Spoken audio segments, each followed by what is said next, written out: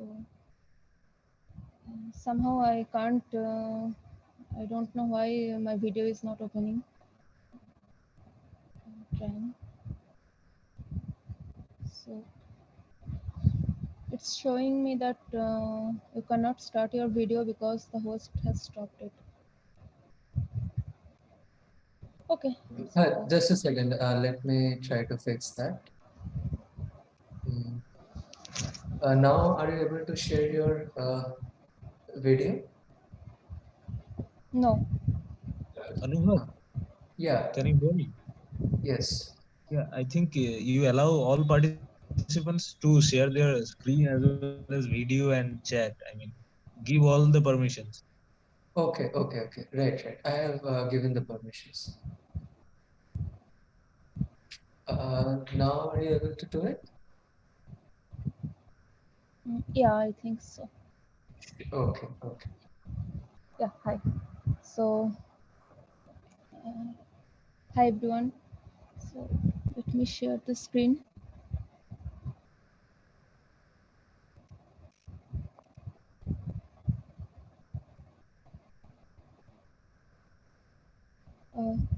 Can you see it?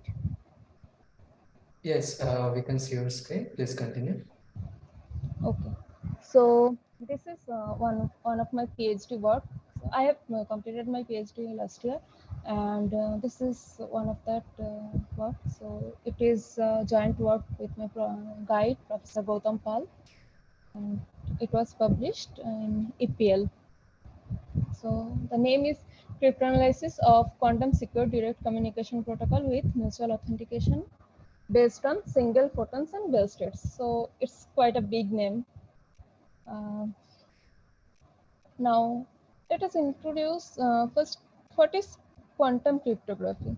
So in classical cryptography, we know that there are two types of systems. That one is symmetric cryptography, other is asymmetric. But due to Shor algorithm and some other quantum algorithm, it seems that the classical cryptography is quite unsecure, specifically the public key cryptography. When we will have huge amount of qubits available, then public key cryptography will be insecure. So we need something else. So quantum cryptography provides unconditional security based on the fundamental principle of quantum mechanics, like Heisenberg uncertainty principle, no cloning theory, etc. So the first quantum cryptographic protocol was the BB84 QKD, which was designed for quantum key distribution protocol. And QKD allows two or more remote users to securely establish the shared secret key between themselves. Now, what is quantum secure direct communication? Now, in classical cryptography, for sending a secret message, it always requires a key. But in quantum scenario, QSDC can transmit secret message over a quantum channel directly without any key. So there is no predefined encryption rule is there, but there are predefined encoding and decoding rules for sending the message. Now, the basic idea of QSDC came from a QKD protocol, which was proposed in 2002,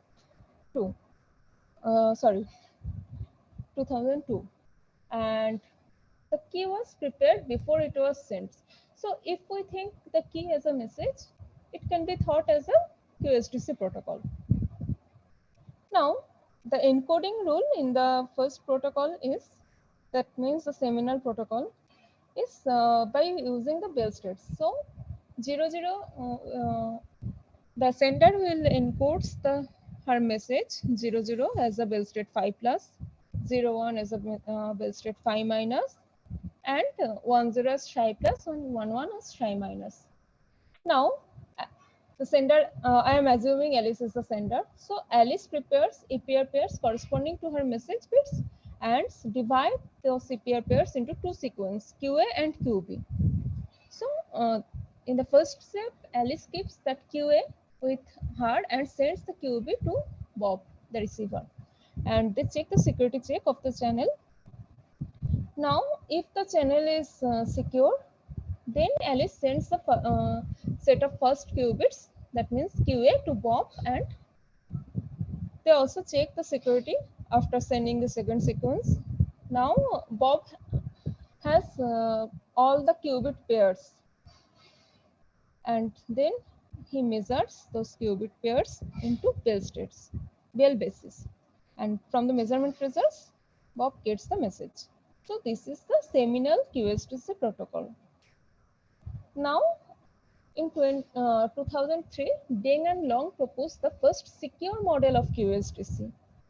Then they have provides this rules that a secure QSDC protocol should satisfy the following conditions. Now, the first condition is the secret message should be read out directly by the legitimate user. The second one is no additional classical information is needed to decode the message. The third one is the secret message should not leak even if may get hold the channel. So these are the condition of secure QSDC should follow. Now let us consider authentication problem. So what is identity authentication? It's a key requirement of the security in any communication protocol. Otherwise, an eavesdropper can get a chance to impersonate an authorized party. And public infrastructure provides identity authentication by using a trusted third party, where that TTP use the certificate to an users and assist to the other users. So this is a commonly used protocol, that PKI system, that means public infrastructure system. Now in quantum, there is a quantum authentication problem. So how to authenticate the users? So there is two parts, like user authentication for QKD and user authentication for other protocols. So user authentication for QKD, there can be three types. The first one by using a trusted third party, like the classical system. The second one is by sharing, by using a pre-shared short initial key. So you can rather tell this process keep growing. And the third one by using a previously shared entangled states between the legitimate parties. And this is only for the user authentication in QKD.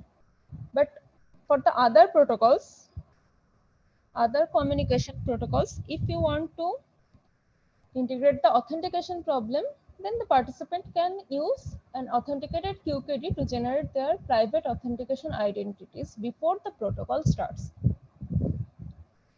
Now let's come to the main problem. This is the paper. Now, Nayana et al. Proposed the QSDC protocol in 2020 by using single photons and API pairs.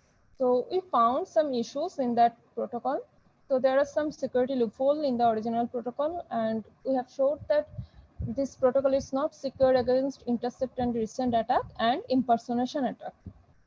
And if get the full secret message from any of by applying any of these two attacks. So we propose a modified version of this protocol, and we have showed that this protocol is secure against all the well-known attacks. So the original protocol, let Alice and Bob be the sender and receiver. So with the corresponding identities IDA and IDB.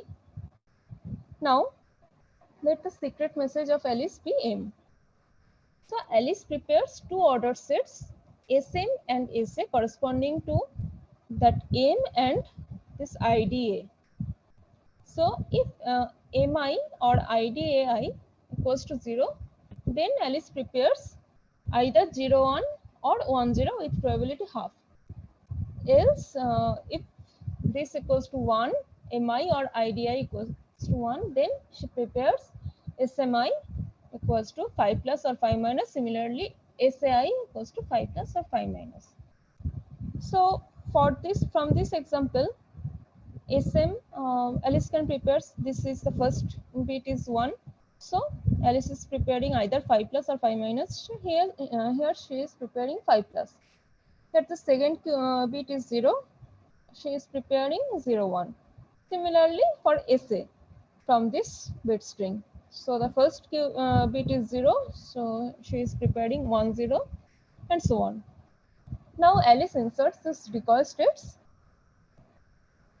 So decoy states means the qubits from SA into SM. So if ID BI corresponding to Bob's identity IDB.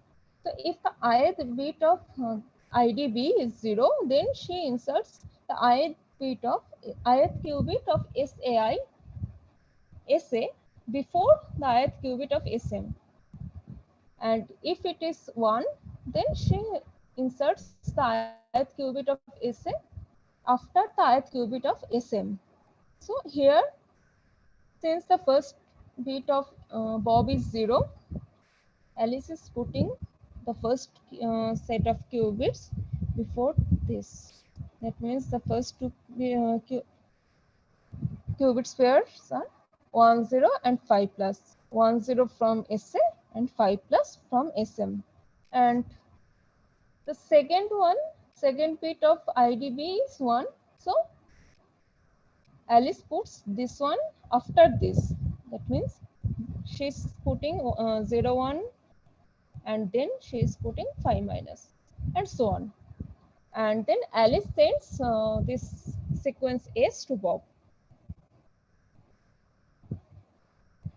Now Bob knows the exact position of the decoy photons corresponding to his identity IDB.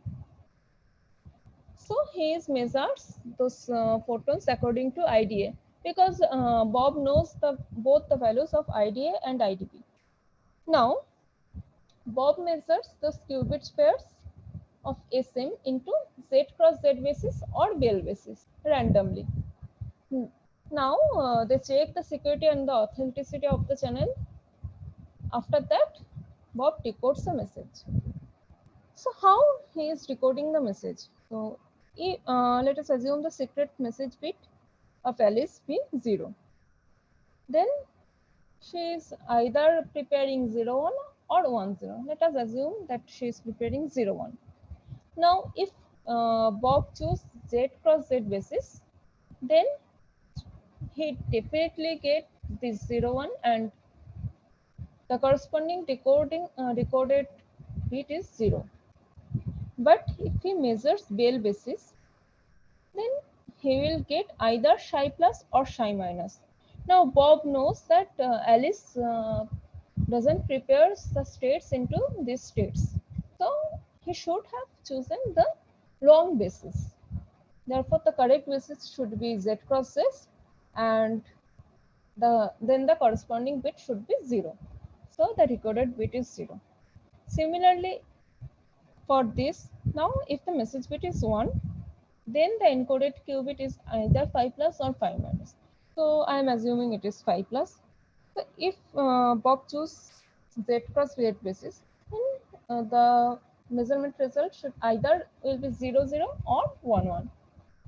And Bob knows that Alice can't prepare these states, so he chooses the wrong basis. Then the basis should be Bell basis and the message should be 1. So this is the decoding rule. Now this is the original protocol, and now we found two security loopholes in this protocol. The first one is the intercept and resend attack. So what is intercept and resend attack? Now there is some Eve in the channel who wants to get the secret message so Eve intercept the qubits from the channel, and she somehow she measures those qubits, and from the measurement results she can get something, and she sends some qubits to the Bob. That means Eve is resending the qubits to Bob. So this is the common attack strategy in quantum cryptography. So we showed that by applying this intercept and resend attack strategy, it can get the whole secret message of Alice. So let us see that how it is happening. If intercept the order set S and measures each 2-qubit states randomly in Z cross Z basis or Bell basis. So if she choose Z cross Z basis, then the measurement result, if the measurement result is 0, 1 or 1, 0, she just sends these states to Bob, and else she sends 5 plus or 5 minus states to Bob. And if chooses Bell basis and the measurement result is 5 plus or 5 minus, then she sends the states to Bob, otherwise sends 0 1 or 1 0 to Bob. And then if construct a bit string M from the measurement result. So how she is constructing the states? So if the basis is Z cross Z and the measurement result is 0 1 or 1 0, then the bit guessed by if is 0, and so on. Now, if gets the message, how if getting the message? The decoding rule of if. So if split each bit string, the bit string M into some 2 bit strings Ri. So if the M is 10 bit string, then if split it into 2 bit strings. Now, if knows that each Ri contains the ith bit of M and the ith bit of IDA. So if Ri equals to BB, where B is a bit from 0 or 1, then she concludes that Mi equal to B. And if Ri equals to BB bar, then she waits for the security check process where Alice announced about the initial states of the decoy photons. So from that announcement, it knows that what is the ith bit of IDA.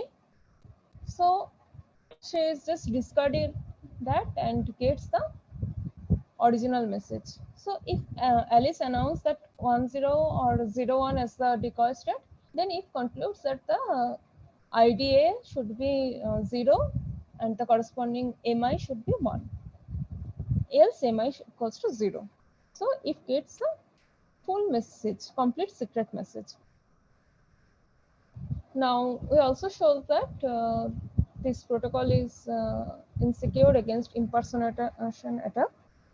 So in impersonation attack, if either impersonate Bob to acquire the secret message of Alice, or if impersonates Alice to send a wrong message to Bob. Now in the authentication procedure of QSDC protocol is of the this YZCSS protocol is unidirectional. So in the original protocol, only Bob can verify Alice's identity, but Alice can't verify Bob's identity. So if impersonate Bob's to acquire Alice's secret message. Now Alice prepares the secret sequence S and sends it to Eve. So here Eve is acting like Bob. So Alice is directly sending the message to Eve. So after receiving it S, if is just doing the same thing as before, like intercept-resend attack, and get the whole secret message by using the same process as before. Now let us take an example. So we calculated that S in the previous example. So if has the sorry.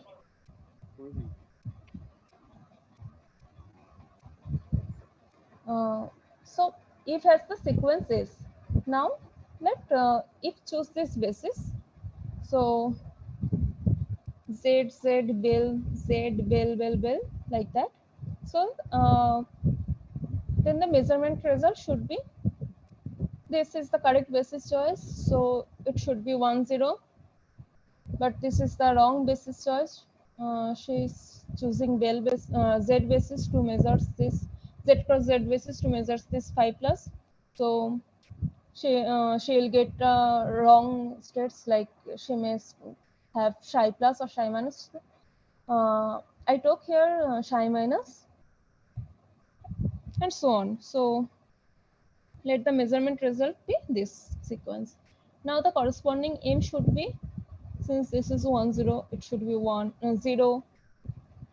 From 0 0, it should be 1, like that. Now Eve is breaking this M sequence into 5 2-bit strings. That is R1 equals to 0 1, R2 equals to 0 1, R3 equals to 1 1, R4 equals to 0 1, and R5 equals to 0 1. So if concludes M3 equals to 1 because both the bits is 1 1, and IDA3 equals to 1. Now in the security check process, Alice announced the qubits of SA, and from this announcement it concludes that M1 should be 1, M2 should be 0, M4 should be 1, and M5 should be 0. And thus the whole secret message is 10110.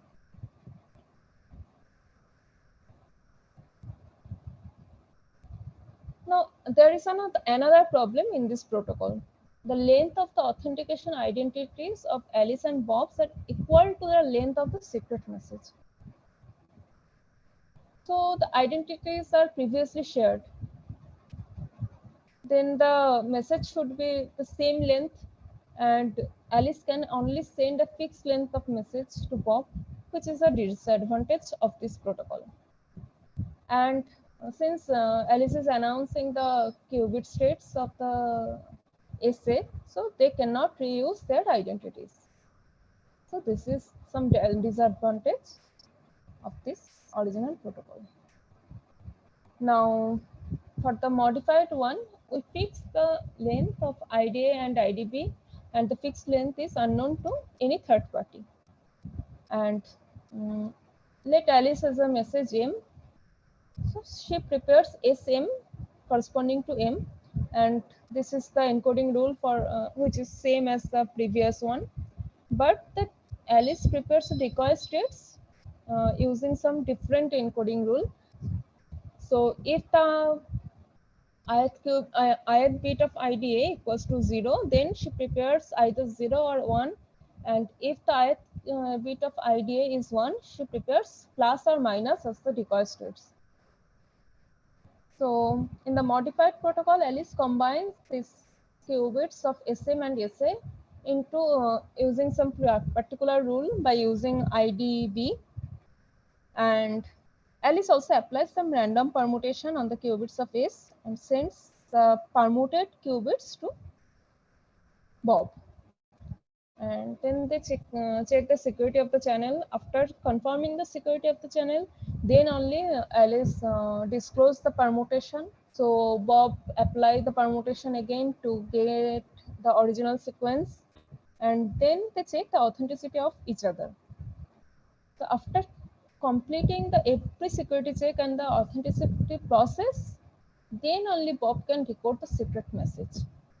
So we have shown that this modified version is secured against intercept-resend attack and impersonation attack, as well as all the common attacks. So this is the conclusion that CSS protocol, which is the QSDC protocol, is with authentication, is vulnerable against impersonation and resend attack, and intercept and resend attack and impersonation attack. So we have proposed the modified version which can resist those attacks and enhance the security. Thank you.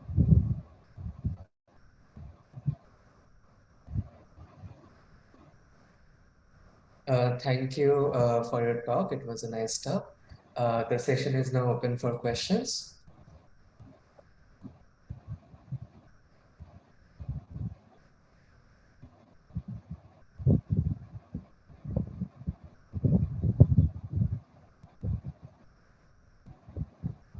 I have one question. Sure. Thank you for your talk. Do you have any plans to consider continuous variables instead of discrete? I have some plan, but for the time being, I'm busy with something else. So definitely I will try to continue this type of work after some days maybe.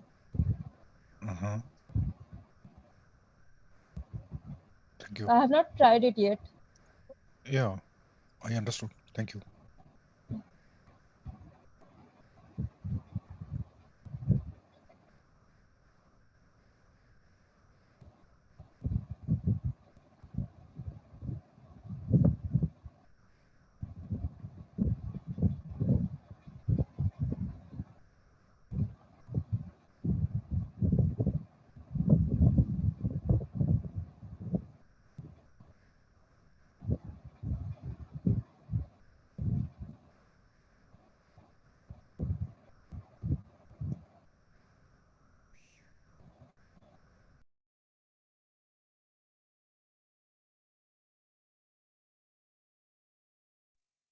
Any other questions?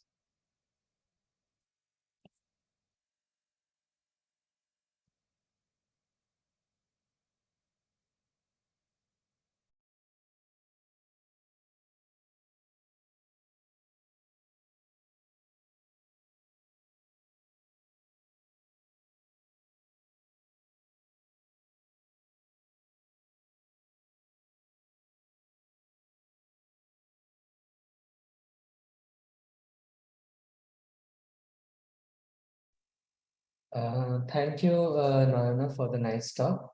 It was nice having you and hope to have you back in the next conference. Thank you so much for giving me the chance. Yeah, it's our pleasure. Um, yeah.